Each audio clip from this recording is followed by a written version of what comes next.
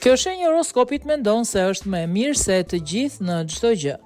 A keni takuar ndonjëherë dikë që shikon me përbuzje rrobat tuaja, gjykon gjithçka që bëni dhe nuk lëshon pe, edhe nëse janë në gabim dhe janë në dieni të kësaj? Shikimi arrogant dhe sjellja nënçmuese bëjnë të vështirë për ju që të shihoni shoqërinë e kësaj shenje dhe pyesni veten se pse janë të tillë. Ndoshta përgjigjja që po kërkoni është në artën astrologjike. Virgjëresha, sado e çuditshme t'ju duket, ndoshta as pak Virgjëresha është në krye të kësaj liste.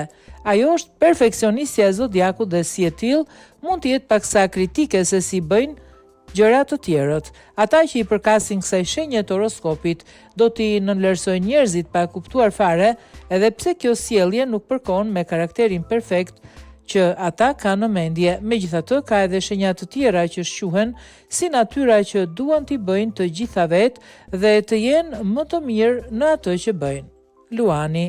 Nuk është sekret që luanët e duan veten dhe duan që vëmendja të përqendrohet tek ata.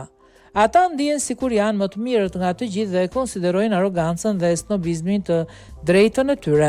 Si njerëz që pëlqejnë të jenë në qendër vëmendjes, nuk ka dyshim se këto shenja zjarri do të kenë një anë paksa të guximshme, dhe ndërsa thellë vetvete ata i bëjnë të gjitha këto më shumë për të marrë konfirmimin, për ata që i rrethojnë duket kokfort dhe arrogant.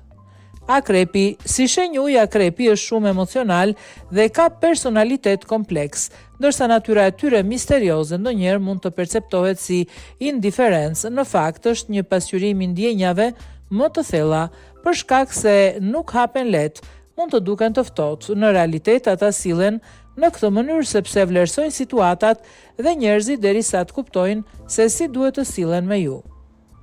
Bricjapi. Bricjapët punëtor dhe ambicioz bëjnë gjithçka për të arritur qëllimet e tyre.